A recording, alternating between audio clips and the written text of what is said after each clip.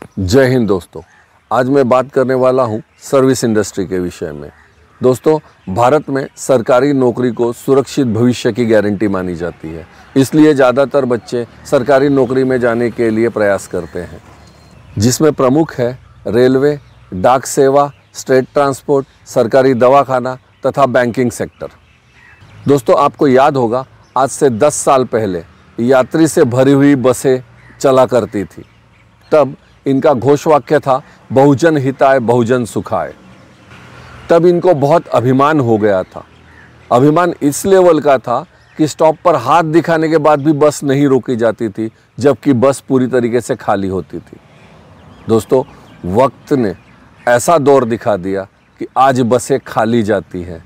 हालत ये हो गई है कि इन्हें अपना स्लोगन बदलना पड़ा और बहुजन हिताय बहुजन सुखाय से इन्होंने हाथ दाखवा बस थांबवा ऐसा मराठी में घोषवाक्य कर दिया, यानी जहां भी आप खड़े हो हाथ दिखाओ बस रुक जाएगी।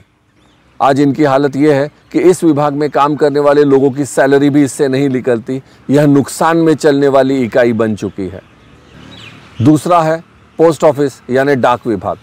दोस्तों, आज से 20-25 साल पहले जब मोबाइल या इंटरनेट की सुविधा नहीं थी, तब एकमात्र डाक विभाग ऐसा जरिया था जिससे हम एक दूसरे को संदेश भेजा करते थे, जिसमें हम पोस्ट कार्ड, अंतर्देशीय पत्र, पोस्ट पैकेट। दोस्तों, इनमें भी अभिमान बहुत ज़्यादा था। किसी के बीमार होने पे जो चिट्ठी डाली जाती थी वो उसके मरने के बाद उसके घर वालों को मिलती थी। इतनी देरी करते थे ये। आज जब इंटरनेट, मोबाइल और कुरियर सुविधा हो गई है, आज इनकी हालत बद से बदतर है। सिर्फ बैंक और सरकारी दस्तावेजों को लाने ले जाने के लिए ही इसका इस्तेमाल होता है। आज यह विभाग भी नुकसान में चल रहा है। लोगों को सैलरी देने के लिए भी पैसे ये जमा नहीं कर पा रही है। तीसरा है सरकारी दवाखाना।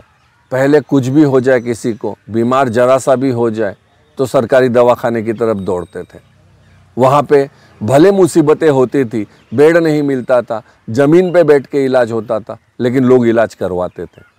लेकिन मरीजों के प्रति इनकी उदासीनता देखकर धीरे धीरे ये लगाव कम होते गया, और जब से प्राइवेट हॉस्पिटल आए लोगों ने सरकारी अस्पताल की तरफ देखना बंद कर दिया। आज वहाँ पर वही लोग जाते हैं जिनकी जेब में पैसा नहीं होता या जो बहुत गरीब होते हैं। आज यह डिपार्टमेंट भी नुकसान में चल रहा है।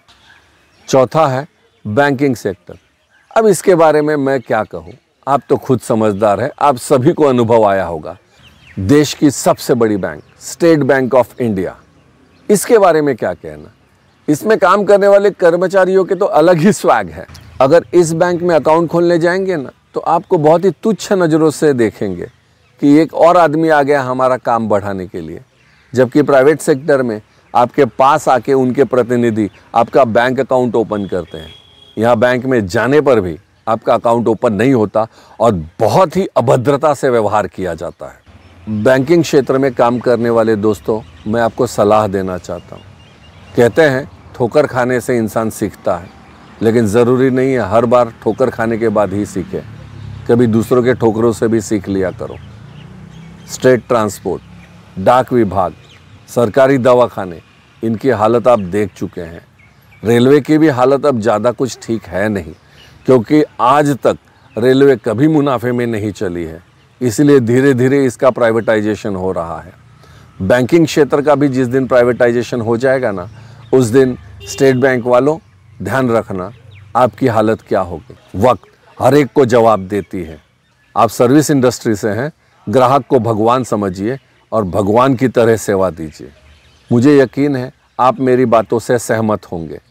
तो इस वीडियो को लाइक करें, शेयर करें, कमेंट ज़रूर करें कि आपका कैसा अनुभव रहा इन डिपार्टमेंट्स के साथ, और इस चैनल को सब्सक्राइब करना ना भूलें।